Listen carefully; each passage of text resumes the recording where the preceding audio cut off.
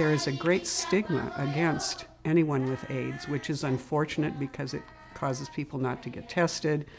So the epidemic is it's just escalating, especially in this remote bush country in the poor south of Tanzania. It's not convenient, it doesn't have much infrastructure, and no one's helping them. So we decided to do that.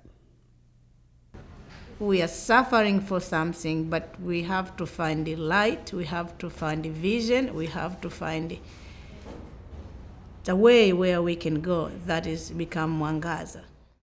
I went over to Songea in August of 2008 and listened and watched and found out that there is a very significant and serious need to care for children who've been orphaned by the AIDS epidemic. The depth of the problem in East Africa is so grand in scale that without the enthusiasm of people like us, it just simply wouldn't happen. That's why we have to care about it. It won't happen if we don't care about it. We're doing this for a lot of people. We are saving children who they can be next generation.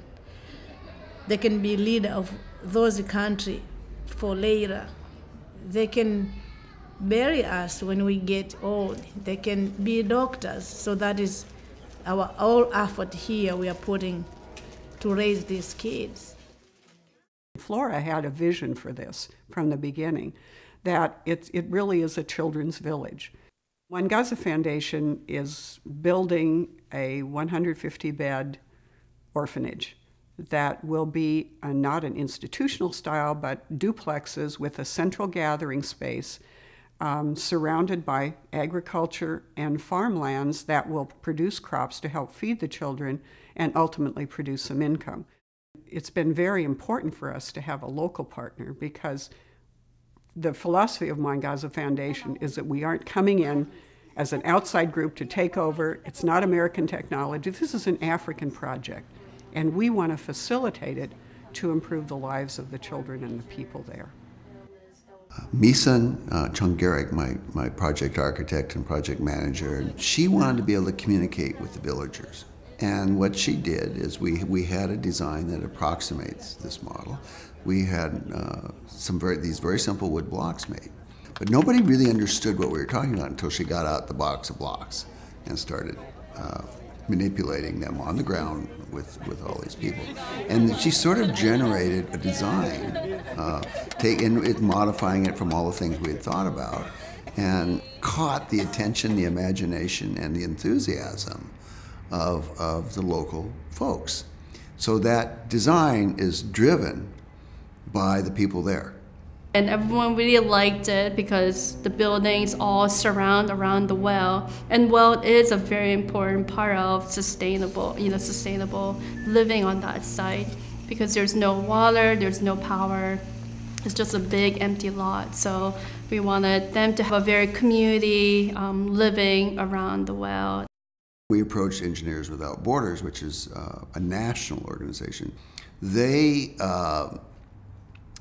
provide an amazing resource. One of their goals is to work with the local people. So we have coordinated with a Tanzania hydrogeologist who has helped us understand where and how deep to drill the first well on the site.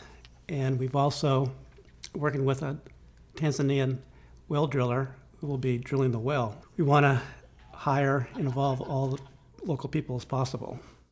The government has allocated land in what they call an economic development area outside of Songea for the 25 acres because we were able to show them that this would bring economic development to Songea. But we have a big challenge ahead of us in that we have a very short timeline. The land that we have from the government, we have to get going within 3 years. Otherwise, we will lose that land. We are all volunteers. And we don't have an endowment, we don't have a big pool of donors, and we've been incredibly fortunate that people like the architects, the engineers, they're doing all of the work pro bono because we couldn't do it. That's hundreds and hundreds of thousands of dollars because people care about these children. Everybody, they work hard and for good from inside too. to help this mission. Then we will make a very big difference for these kids. They're not gonna be stealing. They're not gonna be bad kids. They will grow and always they will remember Mwangaza Foundation. They will. So I ask, let's hold each other's hands like we are doing, and we will get where we are going. Tunapa pole na enu safari.